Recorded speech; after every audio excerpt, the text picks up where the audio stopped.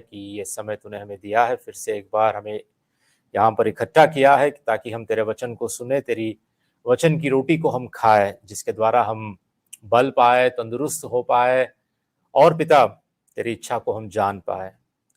तेरा वचन हमें काटता है, तेरा वचन हमें सुधारता है, तेरे वचन पिता हमारे जीवन को परिवर्तित करता है। इसलिए विनती करते हैं कि पिता आज जो वचन तेरे आगे पिता हमारे आगे है, उस वचन को तू आशीष दे।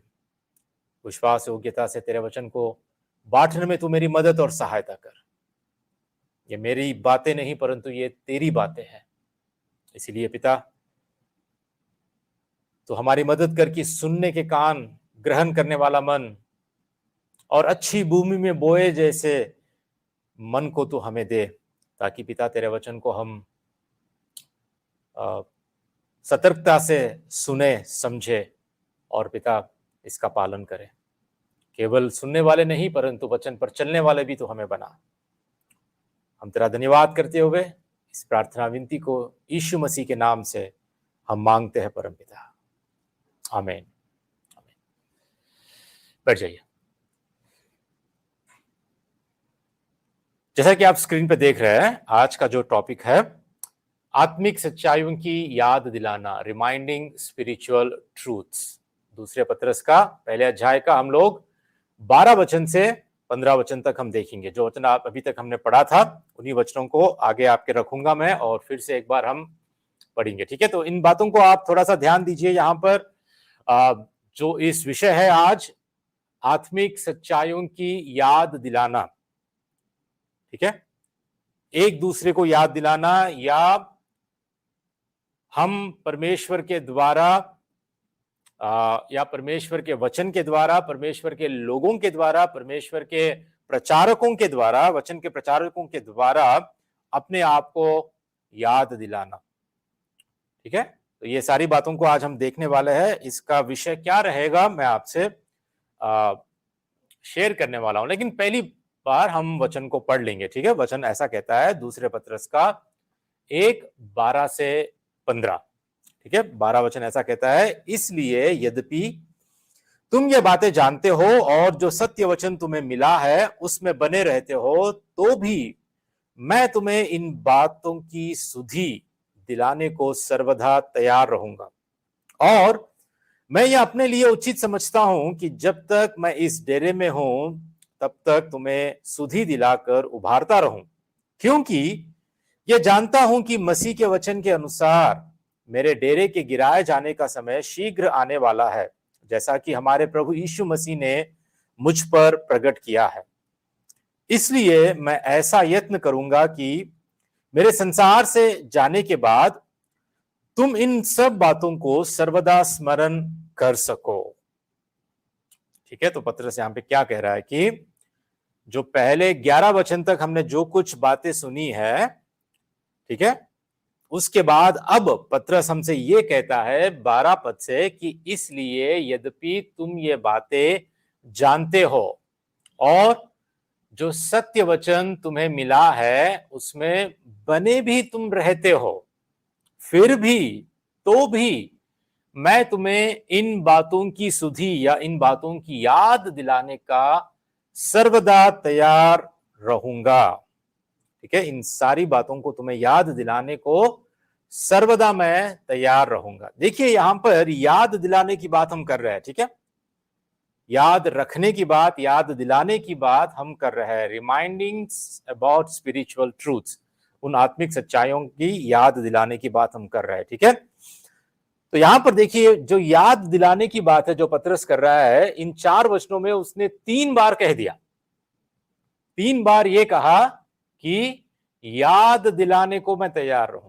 पहले बात 12 पद में यह कहता है कि तुम्हें इन बातों की सुधि दिलाने या याद दिलाने को मैं सर्वदा तैयार रहूंगा, है ना। फिर 13 वचन में ऐसा कहता है कि और मैं यह अपने लिए उचित समझता हूं कि जब तक मैं इस डेरे में हूं तब तक तुम्हें सुधि दिलाकर उभारता रहूं, है ना। फिर से कहता है कि याद दिलाता रहूं, मैं उभारता रहूं तुम्हें। और फिर आखिरी में 15 पद में ऐसा कहता है कि इसलिए मैं ऐसा यत्न करूंगा कि मेरे संसार में संसार से जाने के बाद तुम इन सब बातों को सर्वदा स्मरण या याद कर सको। 4 वचन में 3 बार हमको याद दिलाने की बात पतरस यहां पर कर रहा है। पता है क्यों याद दिलाने की बात कर रहा है? क्यों महत्वपूर्ण है, क्यों जरूरी है यह बात? क्यों ऐसे पतरस सिर्फ 3 वचन में 4 वचन में 3 बार हमें यह याद दिलाने की बात कर रहा है? Why is it important? ये क्यों इतना महत्वपूर्ण है? क्यों? क्योंकि हम जो मनुष्य है, हम जो विश्वासी भी है, हमारे लिए भूलना बड़ी आसान बात है ना? हम जिन बातों को हमें याद रखना चाहिए उन बातों को हम भूल जाते हैं, और जिन बातों को हमें भूलना चाहिए हम उन बातों को याद रखते हैं, है ना? किसी ने आपको डांटा, किसी ने आपको धोखा दिया, किसी ने आपको भला बुरा कहा, किसी ने आपको कुछ गलत कहा, जिंदगी भर याद रहता है कि नहीं? है ना? हमेशा हमेशा के लिए। पति या पत्नी के बीच में आप एक बार सोच के देखिए, कभी अगर झगड़ा हुआ तो पत्नी शुरू हो जाती है पति के 20 साल पहले भी कहे हुए बात को भी याद करने के लिए, है ना? मतलब हमें जो बातें हमें याद रहनी चाहिए वो याद नहीं रहती है, लेकिन जो हमें भूलना चाहिए वो बड़ी अच्छी तरह हमें याद रहती है। इसलिए पतरस कहता है यहां पर क्यों जरूरी है इन सारी बातों को याद दिलाना, स्मरण दिलाना, सुधि दिलाना। ये बातें क्यों जरूरी है? क्योंकि हम जब परमेश्वर के वचन की बात आती है ना, हम बड़ी आसानी से, बड़े साधारण रीति से हम भूल जाते हैं, हमें याद नहीं रहता। यदि आपसे मैं अभी पूछूं पिछले हफ्ते मैंने क्या प्रचार किया, आपको याद है? अगर आपने सुना है, या 2 हफ्ते पहले या 3 हफ्ते पहले, या छोड़ो कल के दिन आपने क्या पढ़ा परमेश्वर के वचन से, क्या आपको याद है? हम में से कई लोग जवाब नहीं दे पाएंगे, क्योंकि हमें याद नहीं है, क्योंकि हम भूल जाते हैं। ये साधारण बात है, भूल जाना हमारे लिए साधारण बात है। जैसे कि सोचिए कि आज क्या तारीख है, क्या डेट है आज? हाँ, 12 है। याद आया? याद है आपको? हम भूल जाते हैं कभी कभी, मैं भी भूल जाता हूं आज क्या डेट है, आज आज कौन सा दिन है। हम इतने बिजी हो जाते हैं कि आज के दिन को भी हम भूल जाते हैं। आज रविवार है, सोमवार है, कौन सा दिन है वो भी हम भूल जाते हैं। अगर पति अपने वेडिंग एनिवर्सरी को भूल गया तो समझो कि उस दिन उसको खाना भी नहीं मिलेगा, है ना? प्रभु का धन्यवाद, मेरी पत्नी ऐसी नहीं है। एक बार मैं भूल गया था, लेकिन उसने मुझे डांटा भी नहीं, कुछ याद भी नहीं दिलाया। बाद में दूसरे दिन पता चला कि मैं भूल गया। तो प्रभु का धन्यवाद कि ऐसे पति, ऐसी पत्नी जो विश्वास में हमें समझते हैं, हमें हमारे साथ रहते हैं। हम कभी कभी भूल बैठते हैं, है ना? हम अपने बिल को भरना भूल जाते हैं, है ना? हमारी इलेक्ट्रिसिटी का, पावर का बिल हम नहीं भरा तो कट हो जाता है ना? हम बहुत बार भूल जाते हैं, वेडिंग एनिवर्सरी को भूल जाते हैं, बर्थडेज को भूल जाते हैं। कभी कभी हम लोग ऐसी बातें भी, ऐसी घटनाएं घट जाती है कि एक बार ऐसा मेरे साथ हुआ कि मैं अपनी कार की चाबी अपने कार में रखकर, कार का डोर लॉक कर कर बाहर निकलकर, फिर डोर लॉक कर कर मैं बाहर आ गया। मतलब मेरी कार की चाबी अंदर है, मैं बाहर हूं और डोर सारे लॉक है। पता है कब हुआ?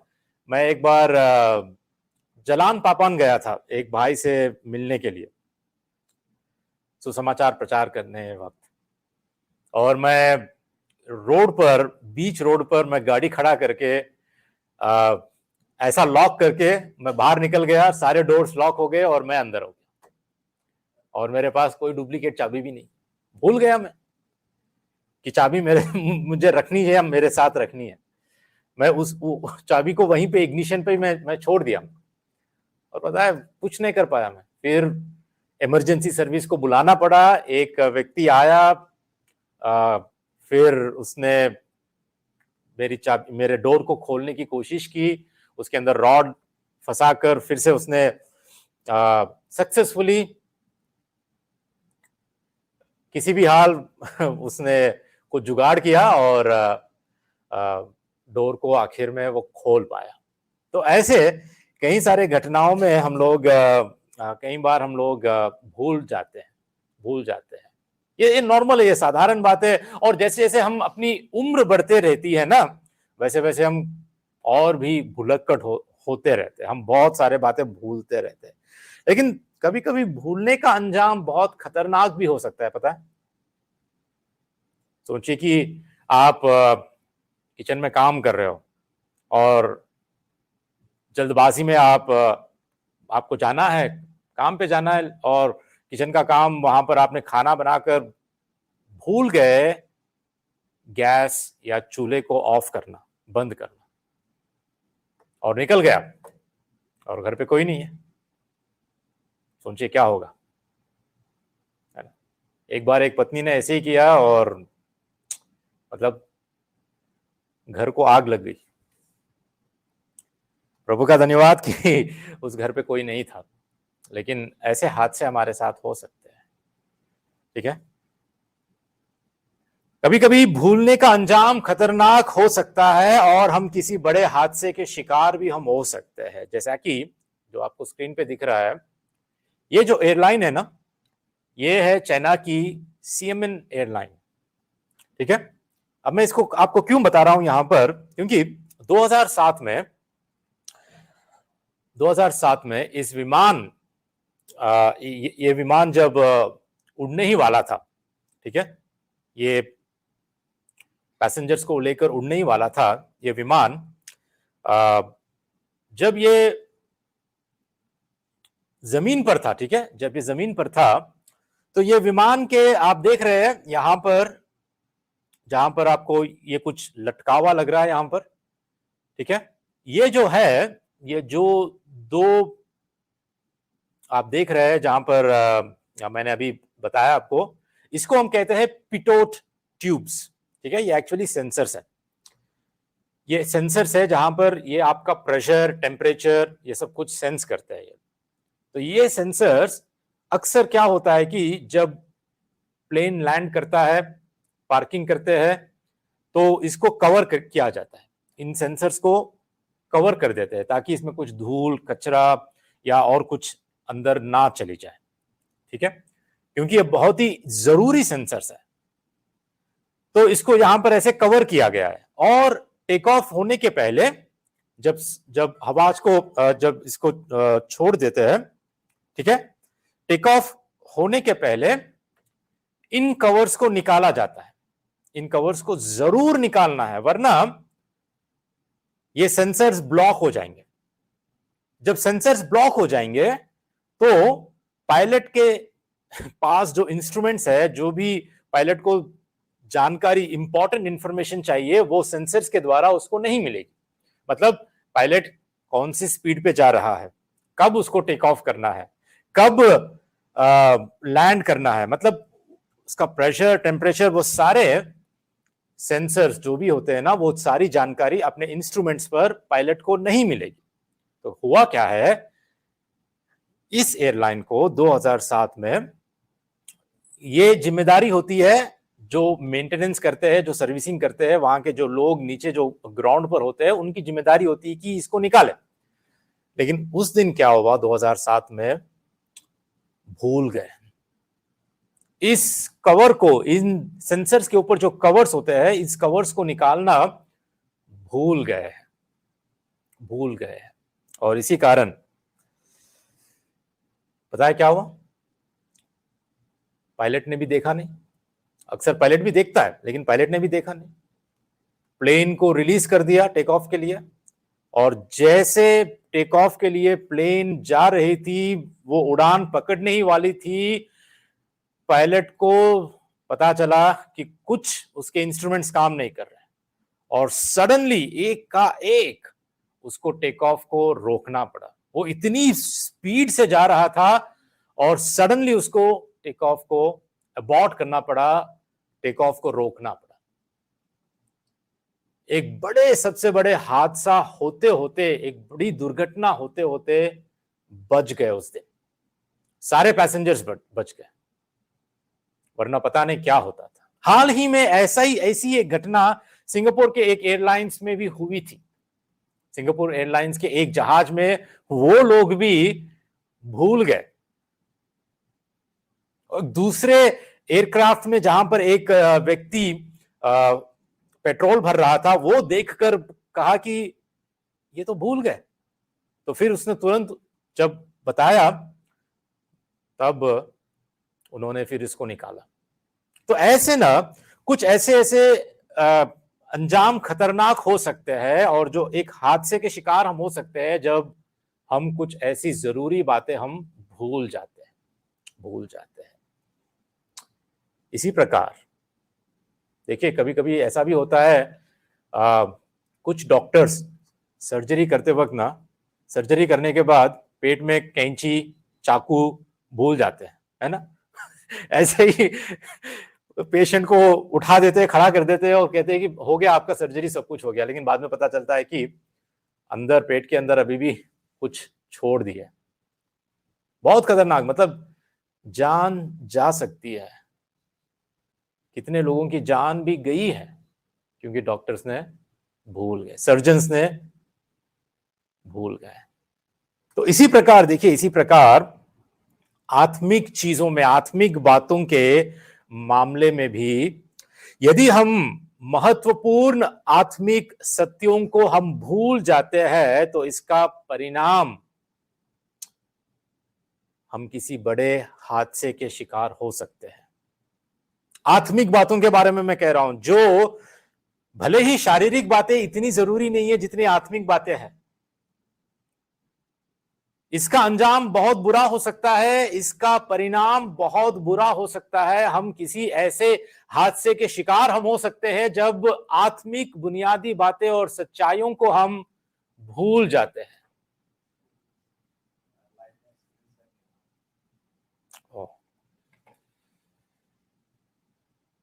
ठीक है, कोई बात नहीं। लाइव पर स्क्रीन शेयर नहीं हो रहा है, आगे नहीं बढ़ रहा है। ठीक है, यहाँ पे पता नहीं क्या हो रहा है। एक मिनट।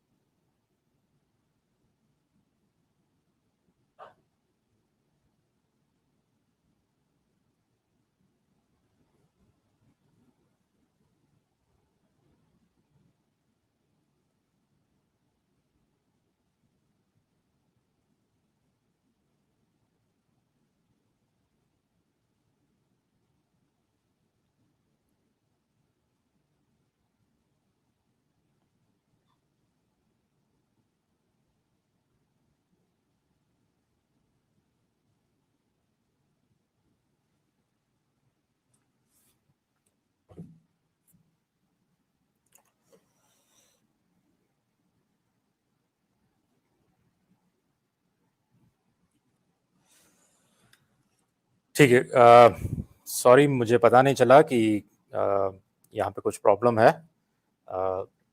स्क्रीन लाइव पे जो देख रहे हैं उनको दिखाई नहीं दे रहा था, यहाँ पे तो ठीक हो रहा था। चलिए, तो हम कंटिन्यू करेंगे। मैं ये कह रहा था कि यदि हम आत्मिक चीजों में या आत्मिक बातों में यदि हम कुछ महत्वपूर्ण आत्मिक सच्चाइयों को, सत्यों को हम भूल जाते हैं तो इसका परिणाम हम किसी बड़े हादसे के शिकार हो सकते हैं। ठीक है, लेकिन बड़ी एक अजीब बात क्या है पता है, लोगों को जब कुछ हम याद दिलाते हैं, ऐसे भी थोड़े लोग हैं जो बुरा मानते हैं, है ना। कुछ छोटी सी भी बात अगर उनको याद दिलाओ तो तुरंत वो बुरा मान जाता है। अरे भाई, मैं तुमको सिर्फ याद दिला रहा हूं। कहते हैं कि हाँ मुझे याद है, मुझे याद दिलाने की जरूरत नहीं है, क्या मैं इतना भुलक्कड़ हूं क्या। और थोड़े लोग जब प्रचारक प्रचार करते हैं, जब कोई प्रचारक बाइबल की सच्चाइयों को, जो पुरानी बातें हैं, जो पहले ही उनको पता है, पहले जो पता होने पर भी फिर भी जब प्रचारक कोई बातें उनको फिर से दोहराते हैं, कुछ बताते हैं, तो उनको लगता है कि ये क्या कह रहे हैं, फिर से क्यों रिपीट कर रहे हैं। रिपीटिशन उनको अच्छा नहीं लगता। थोड़े लोग बुरा मानते हैं, थोड़े लोग इन बातों को बार बार अगर हम कहे, बार बार दोहराए, बार बार इन बातों को उनके साथ अगर शेयर करे, तो पता है उनको बुरा लगता है। ऐसे भी लोग हैं, उनको बोर लगता है। They feel it is very boring. क्या कह रहे हैं भैया, बार बार यही क्यों कहते हैं, क्यों पास्टर जी ऐसे बार बार हमें यही क्यों सिखाते हैं। देखिए, एक प्रचारक का काम ऐसा होता है कि वो केवल पुरानी बातों को ही नहीं, परंतु नई बातों को भी वो सिखाए। और जब वो पुरानी बातों को बार बार रिपीट करते हैं, इसके पीछे एक मकसद है कि हम भूल ना जाए। क्योंकि इंसान, मनुष्य साधारण रूप से भूल जाते हैं, और आत्मिक सच्चाइयों को हम जब जब बार बार एक दूसरे से हम सीखते हैं या याद दिलाते हैं, तो हमें भूलने की संभावना हमारे लिए कम होती है। तो इसीलिए कोई प्रचारक केवल हमेशा आपको नई नई बातें सिखाते ही रहेगा, ऐसा आप उम्मीद नहीं करना चाहिए आपको। हमें पुरानी बातों को भी हमें याद करनी चाहिए, पुरानी बातों को भी हमें स्मरण करना जरूरी है। ठीक है, तो देखिए, आज हम देखते हैं कि पतरस हमसे ये कहता है कि 12 वचन में, इसलिए यद्यपि तुम ये बातें जानते हो और जो सत्य वचन तुम्हें मिला है उसमें बने रहते हो, तो भी मैं तुम्हें इन बातों की सुधि या याद दिलाने को सर्वदा तैयार रहूंगा। ठीक है, तो यहां पर ऐसा कहता है कि ये बातें तुम पहले से जानते हो, है ना, पहले से तुम जानते हो, और जो सत्य वचन तुम्हें मिला है उसमें तुम बने भी रहते हो। मतलब you know these things and you are established in the truth. लेकिन फिर भी कहता है कि तो भी मैं तुम्हें इन बातों की याद दिलाने को सर्वदा तैयार रहूंगा। क्यों? क्योंकि संभावना है, हमें भूलने की संभावना है, इन बातों को भूलने की संभावना है। क्यों हम भूलते हैं? क्यों आत्मिक सच्चाइयों पर हमारा मन नहीं लगता है? क्यों हम आत्मिक बातों को हम समझ नहीं पाते, हम सीख नहीं पाते, या हमारे अंदर इच्छा नहीं होती कि कोई भी आत्मिक बात को मैं समझूं, सीखूं, परमेश्वर को जानूं, परमेश्वर की सच्चाई को जानूं, परमेश्वर की वास्तविकता को मैं जानूं, मेरे जीवन का मकसद क्या है मैं जानूं, मैं क्यों जी रहा हूं या क्यों जी रही हूं, आगे चल के क्या होगा, मैं कहां जाऊंगी, मैं कहां जाऊंगा, मरने के बाद मेरा क्या होगा, मेरी दशा क्या होगी, मैं कहां पर रहूंगा। इन सारी बातों पर हम लोग ध्यान क्यों नहीं देते हैं? हमारे अंदर याद हम एक दूसरे को क्यों नहीं दिलाते, और क्यों हम भूल बैठते हैं? इसलिए यहां पर एल्बर्ट बार्न्स, ये भक्त, ऐसा कहते हैं कि पतरस के लिए इन सत्यों को याद दिलाना महत्वपूर्ण था। विश्वासियों में इन सत्यों को भूलने की क्या होती है? आदत होती है, और फिर वे सत्य वो प्रभाव नहीं डालते जो उन्हें डालना चाहिए। जब हम इन सत्यों को हम भूल बैठते हैं, तो हमारे जीवन में वो सत्य, वो आत्मिक सच्चाई जो प्रभाव हम पर डालना चाहिए, वो प्रभाव हम पर नहीं होता है। दुनिया की चिंताओं, हमारा व्यापार, हमारा मनोरंजन और संसार के प्रलोभन के बीच, पता है, इन सारी बातों को हम भूल बैठते हैं। इसीलिए सुसमाचार के सेवक जो पास्टर जी होते हैं, हमें एक आवश्यक सेवा प्रदान करते हैं। भले ही हम उन सच्चाइयों को पहले से जानते हैं, लेकिन हम भूल जाते हैं।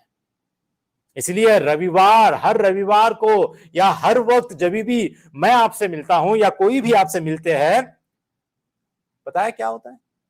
हम इन सारी बातों को आपको याद दिलाते हैं, आपको स्मरण दिलाते हैं, आपको बार बार इसकी याद दिलाकर आपको चेतावनी देते हैं क्यों? क्योंकि हम भूल जाते हैं दुनिया की चिंताओं में, संसार की चिंताओं में, संसार के सुख विलास में, या हमारे खुद के काम में इतनी बिजी हमारी लाइफ हो जाती है, इतने व्यस्त हम हो जाते हैं कि हमें समय नहीं मिलता। और साथ ही साथ तो सोशल मीडिया है ही है बर्बाद करने के लिए, है ना, एंटरटेनमेंट के नाम से, मनोरंजन के नाम से, जिसमें हम हमेशा खोए हुए होते हैं। क्योंकि हमारा जो दिमाग, हमारा जो कंसंट्रेशन, जहां पर हम लोग हमारे मन को हम केंद्रित करके हम थोड़ी देर भी परमेश्वर के वचन पर हम ध्यान नहीं कर पाते। इसीलिए प्रलोभनों के बीच, संसार के इस मनोरंजन और चिंताओं और व्यापार और हमारे कामकाज के बीच, ये हमारे लिए जरूरी बन जाता है कि हम एक दूसरे को याद दिलाए, हम स्मरण करें। इसलिए पतरस कहता है कि मैं हमेशा तैयार रहूंगा तुम्हें सुधि दिलाने, तुम्हें याद दिलाने के लिए उन आत्मिक सच्चाइयों के विषय में। दूसरा भाग ऐसा कहता है कि तो भी मैं तुम्हें इन बातों की सुधि याद दिलाने को सर्वदा मैं तैयार रहूंगा। जब पतरस कहता है यहां पर मैं इन बातों की सुधि, इन बातें मतलब कौन सी बात है, किन बातों की बात पतरस यहां पे कर रहा है? किन बातों की बात, किन बातों को वे याद दिलाना चाहता है? अब ये पद 12 है ना, दूसरे पतरस का पहले अध्याय का 12 पद है ना।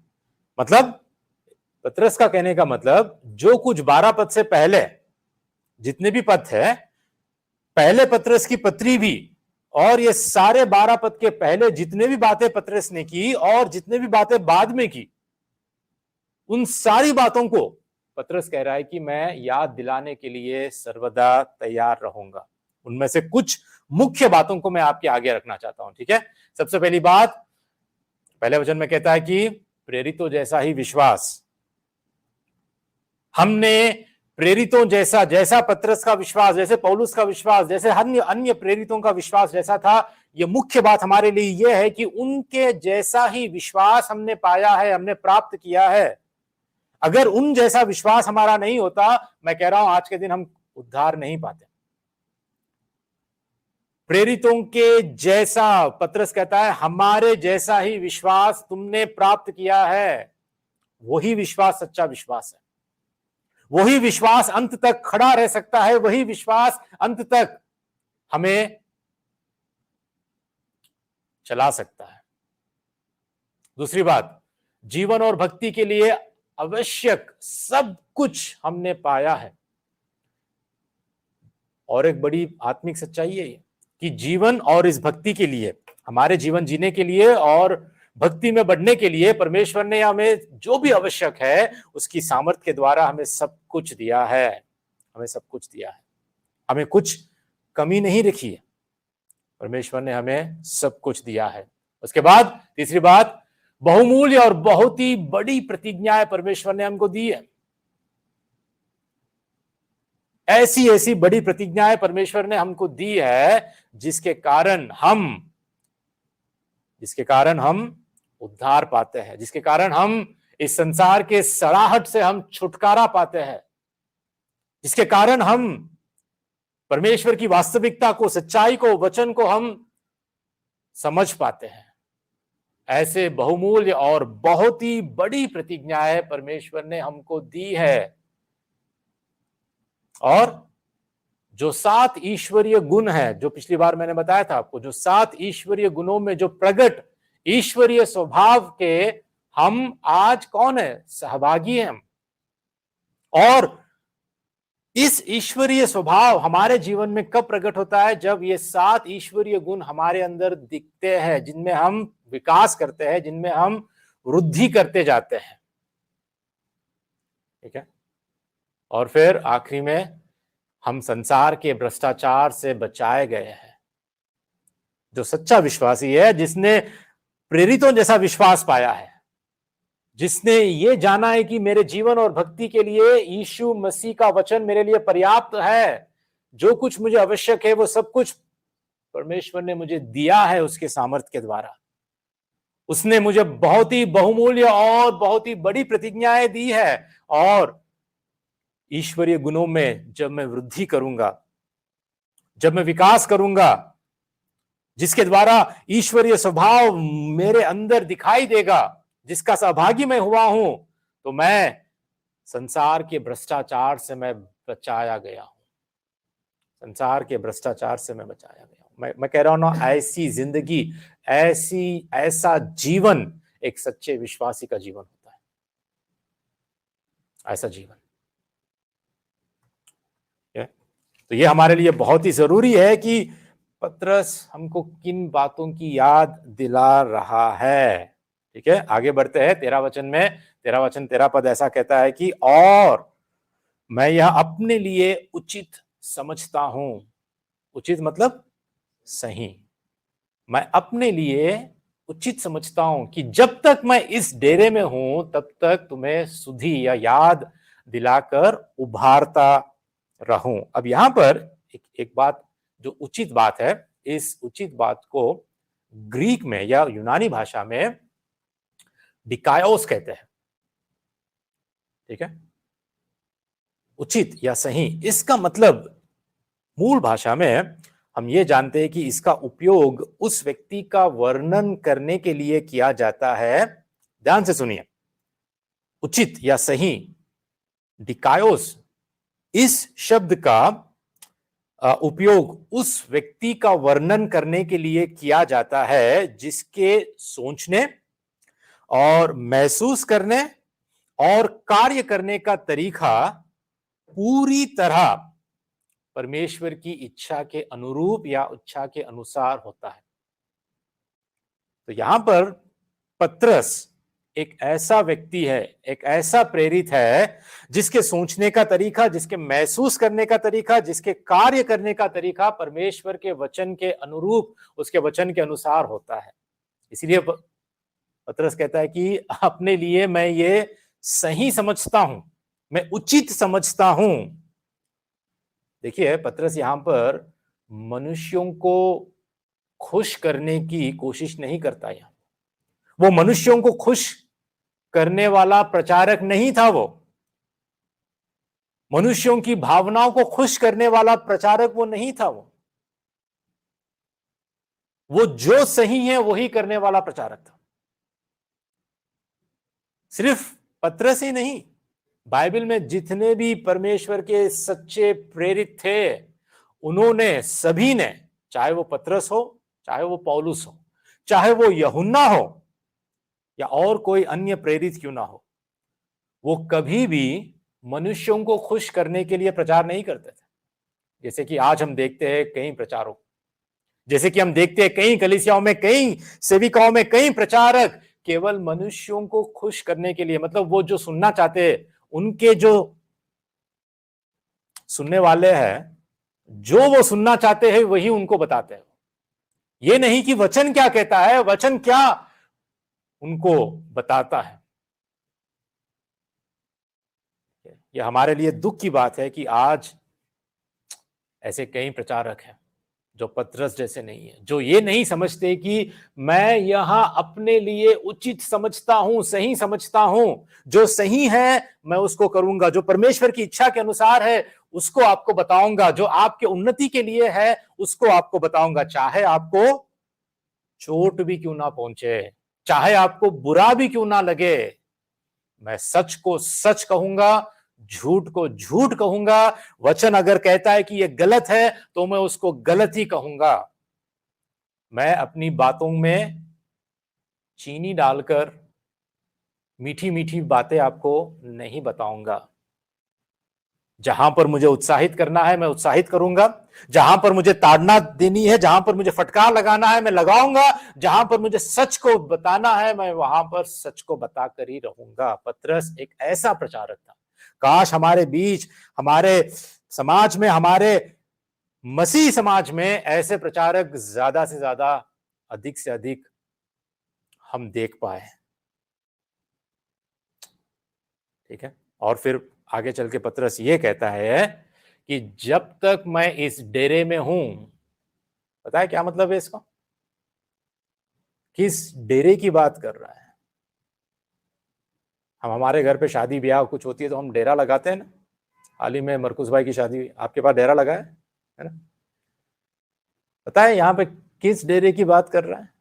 शादी ब्याह के फंक्शन में वाले की डेरे की बात नहीं कर रहे हैं, उसका उदाहरण दे रहा है यहाँ पर। डेरा क्या परमानेंट होता है? अभी भी आपके पास है क्या मरकुस भाई? आपके घर के आगे अभी भी डेरा लगा हुआ है क्या? नहीं, डेरा हमेशा क्या होता है? वो टेम्पररी होता है ना, अस्थाई होता है, वो क्षण भर होता है, कुछ पल भर का होता है। पतरस यही कहता है, जब तक मैं इस डेरे में हूं, मतलब जब तक इस शरीर में, अपने शरीर को, इस बॉडी को, अपने शरीर को, वो कहता है कि मैं इस शरीर के डेरे में हूं। पतरस भली भांति अच्छी तरह जानता है कि ये हमारा जो शरीर है, ये जो हमारे प्राण है इस शरीर में, वो केवल थोड़े ही दिन, थोड़े ही क्षण के, थोड़े ही पल के है, हमेशा के लिए नहीं है। इट इज नॉट परमानेंट, वो अस्थाई है। इसीलिए कहता है कि जब तक जान है मैं क्या करूंगा? तुम्हें उभारता रहूंगा। जब तक जान है, जब तक जिंदगी है, जब तक जीवन है, पतरस कहता है कि ये मेरे पास ज्यादा समय नहीं है अभी, ये डेरे, ये जब तक मैं इस डेरे में हूं, जब तक इस शरीर में हूं, जब तक तुम्हारे बीच में हूं, मुझे जो करना है, जो सही करना है, मैं उसको करके रहूंगा। मैं तुम्हें याद दिलाकर रहूंगा, परमेश्वर की वचन की सच्चाई को तुम तक मैं पहुंचा कर रहूंगा। मैं चाहे तुम्हें बुरा भी क्यों ना, तुम बुरा भी क्यों ना माने, तुम्हें ठेस भी क्यों ना पहुंचे, मैं इस सच्चाई को मैं बताकर रहूंगा। तो डेरे में हूं, इसका मतलब है अस्थाई या क्षण भर, परमानेंट नहीं। मैं हमेशा के लिए मैं यहां पर नहीं हूं। और जब कहता है कि तब तक तुम्हें सुधी या याद दिलाकर मैं उभारता रहूं, जब तक मैं हूं इस डेरे में, जब तक जान है मुझ में, तब तक तुम्हें मैं याद दिलाकर, तुम्हें मैं उभारता रहूं। ठीक है, यहां पर ये उभारता रहूं, उभारता रहूं, इसका मतलब है किसी की सोच को उत्तेजित करना, स्टिमुलेट करना, किसी की सोच को उत्तेजित करना, या उनकी याददाश्त को ताजा करना, रिफ्रेश करना। ठीक है, तो यहां पर पतरस का कहने का यही मतलब है, पवित्र आत्मा की प्रेरणा से वो यही कह रहा है कि मैं आपको उभारता रहूंगा, उभारता रहूंगा। किन विषयों में? आत्मिक सच्चाइयों में, बेकार की बातों में नहीं। संसार में क्या हो रहा है उसकी जानकारी देने के लिए नहीं, मैं आपको इस आत्मिक सच्चाइयों के विषय में आपको उभारता रहूंगा, आपकी सोच को मैं उत्तेजित करते रहूंगा, आपको मैं स्टिमुलेट करते रहूंगा, और आपकी याददाश्त को मैं ताजा करने की मैं कोशिश करूंगा। क्या क्या लगता है आपको, ये जरूरी है हमारे आत्मिक जीवन में, हमारे विश्वासी जीवन में? क्या ये जरूरी है कि नहीं? आज यदि हम भूल बैठे, यदि हम भूल जा रहे हैं, हमें याद नहीं रह रहा है, तो ये हमारे लिए बहुत खतरे की बात है, हमारे लिए बहुत खतरे की बात है। इसीलिए पतरस फिर तीसरे अध्याय के पहले वचन में फिर कहता है, ये कहता है कि हे प्रियो, अब मैं तुम्हें ये दूसरी पत्री लिखता हूं और दोनों में सुधि दिलाकर तुम्हारे शुद्ध मन को उभारता हूं। पहले पत्री में भी यही कहता है, दूसरी पत्री अब यह कहता है कि दूसरी पत्री मैं इसलिए तुम्हें लिख रहा हूं कि मैं तुम्हें सुधि दिलाकर, याद दिलाकर तुम्हारे शुद्ध मन को मैं उभारूं, तुम्हारी याददाश्त को फिर से मैं ताजा करूं, तुम्हारे मन को मैं उत्तेजित करूं। ये हमारे लिए कितनी जरूरी बात है, हमारे लिए ये कितनी जरूरी बात है। और हमें भी ऐसे ही होना चाहिए। हमें पतरस के जैसे, पतरस के मन में जो बात है वो आज हमारे जीवन में भी हमें दिखानी चाहिए। हमारा भी जीवन ऐसा ही होना चाहिए। क्यों? क्योंकि हम भी यहां पर क्षण भर के लिए हैं, हम अनंत काल के लिए नहीं है। यहां पर हमारा जीवन छोटा जीवन है, क्षण भर का जीवन है, पल भर का जीवन है, जो आज है कल नहीं रहेगा। इसीलिए हमें एक दूसरे को उत्साहित करना चाहिए, एक दूसरे को उत्तेजित करना चाहिए, एक दूसरे को सुधि दिलाकर हमें समझाना चाहिए किन बातों पर? हम अक्सर हमारे खुद के प्रॉब्लम्स को, हमारे साथ क्या हो रहा है, बस उसी को याद दिलाते हैं, उसी को हम डिस्कस करते हैं। लेकिन क्या हम परमेश्वर की सच्चाई को याद दिलाते हैं बार बार एक दूसरे को? जब आप किसी को व्हाट्सएप पे मैसेज करते हो, किसी से बात करते हो, किसी से फोन से बात करते हो, क्या आप उनको परमेश्वर के वचन को भेजते हो, वचन को याद दिलाते हो, जिंदगी की वास्तविकता को याद दिलाते हो, जीवन कितना छोटा है याद दिलाते हो, परमेश्वर की वास्तविकता को, स्वर्ग और नरक की वास्तविकता को, सुसमाचार की वास्तविकता को, अनंत काल की वास्तविकता को क्या हम याद दिलाते हैं? ये हमारे लिए प्रश्न है, हमारे लिए सोचने की बात है। ठीक है, देखिए, यदि कोई पुराने और नए नियम का अध्ययन करते हैं, उसका सर्वेक्षण करते हैं, तो हम पता है हम क्या पाते हैं? ये बात याद रखना और भूलने की ये जो बात है, ये पूरे पवित्र शास्त्र में बड़ी महत्वपूर्ण बात है, बड़ी महत्वपूर्ण बात है। एक वचन में आपको बताकर मैं समाप्त करता हूं। पुराने नियम में व्यवस्था विवरण के 8वें अध्याय में 11 से 14 तक बहुत ही जरूरी बात जो परमेश्वर ने यहां पे की, सुनिए, ध्यान से सुनिए। ठीक है, यहां पे कहते हैं कि इसलिए सावधान रहना। ये इजराइल की प्रजा के लिए, वो जो परमेश्वर ने उनको वादा किया था, जिस जमीन को, जिस भूमि को उनको देने के लिए, उस भूमि में जाने से पहले परमेश्वर का वचन ऐसा कहता है कि इसलिए सावधान रहना, सावधान रहना, कहीं ऐसा ना हो कि अपने परमेश्वर यहोवा को भूलकर उसकी जो जो आज्ञा, नियम और विधि मैं आज तुम्हें सुनाता हूं, उसका मानना छोड़ दे। है ना, साफ साफ यहां पे वचन कहता है कि ऐसा ना हो कि अपने परमेश्वर यहोवा को भूलकर, मतलब पूरी संभावना है उसको तुम भूलकर, उसकी जो जो आज्ञा, नियम और विधि है मैं आज जो तुम्हें सुनाता हूं, उसका मानना तुम छोड़ दे। ऐसा ना हो कि जब तुम खाकर तृप्त हो और अच्छे अच्छे घर बनाकर उसमें रहने लगे, और तेरी गाय, बैलों और भेड़ बकरियों की बढ़ती हो, और तेरा सोना चांदी और तेरा सब प्रकार का धन बढ़ जाए, तब तेरे मन में अहंकार समा जाए और तू अपने परमेश्वर यहोवा को भूल जाए, जो तुझको दासत्व के घर अर्थात मिस्र देश से निकाल लाया है। सोचिए कि आज कितने लोगों की दशा ये है। परमेश्वर उनको जब आशीष देता है या उनके जीवन में कुछ परमेश्वर की दया से कुछ भला होता है, जब वो धनवान हो जाते हैं या उनके करियर में, उनके नौकरी में या उनके जीवन में कुछ धन बढ़ जाता है या संपत्ति बढ़ जाती है या कुछ ऐश और आराम का जीवन अब हो जाता है, तो सोचिए कि कितना वो भूल जाते हैं। जब कष्ट आएगा तभी परमेश्वर याद आएगा, तभी संगति याद आएगी, तभी भैया याद आएंगे। जब कष्ट आएगा, जब कुछ ऐसी दिक्कत आएगी, तभी परमेश्वर याद आएगा, परमेश्वर से तभी प्रार्थना याद आएगी।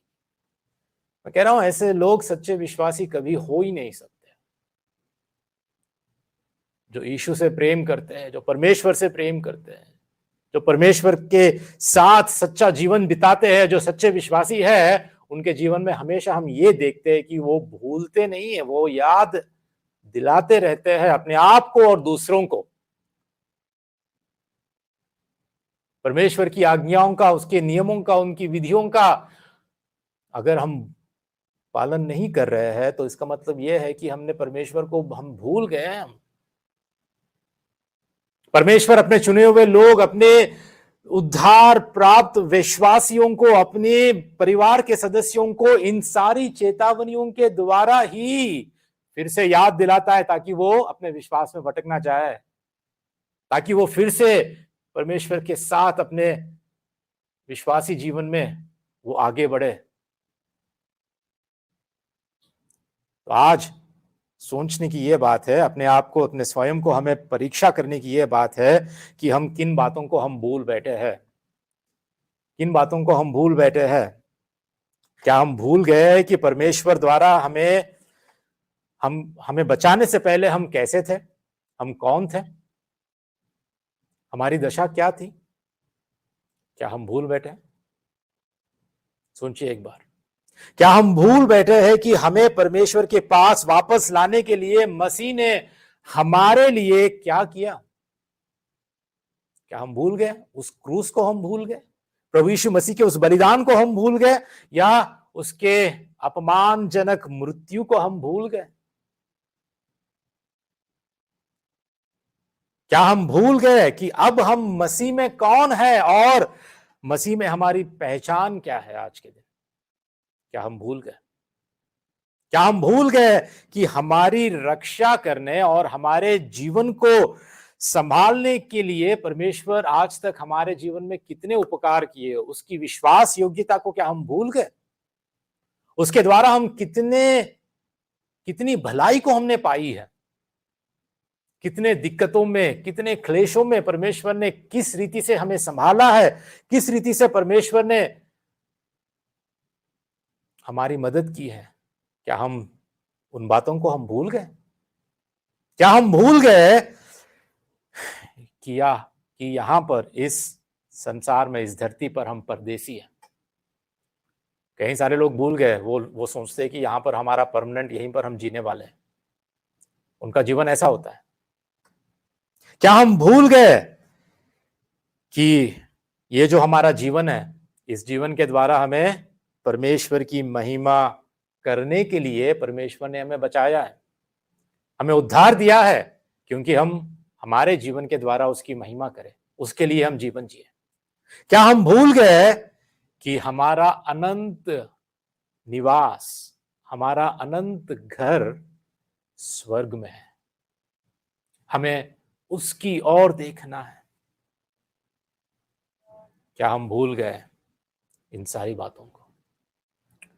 आज प्रभु का वचन हमसे यही बात कर रहा है। पतरस भी हमें यही कह रहा है कि मैं इन सारी बातों की, आत्मिक सच्चाइयों को मैं याद दिलाकर, स्मरण दिलाकर आपको मैं सुधारना चाहता हूं।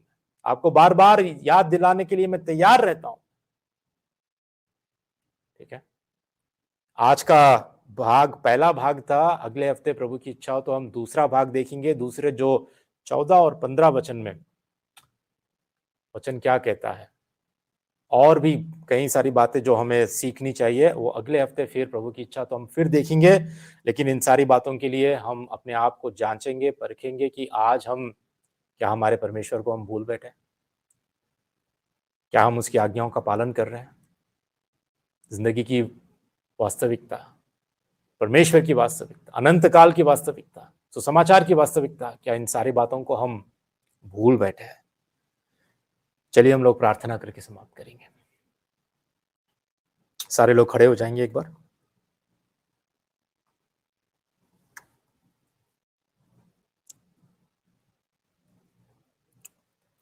प्यारे मित्रों,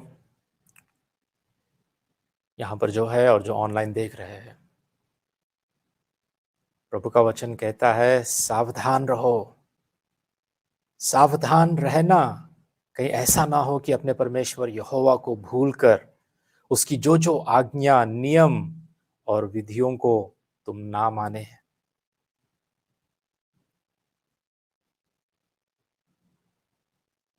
सोचो, याद करो, स्मरण करो, जैसा पतरस हमें याद दिलाता है इन सारी आत्मिक बातों के लिए विषय में। क्या हम एक दूसरे को उत्तेजित कर रहे हैं, एक दूसरे की याददाश्त को हम ताजा कर रहे हैं,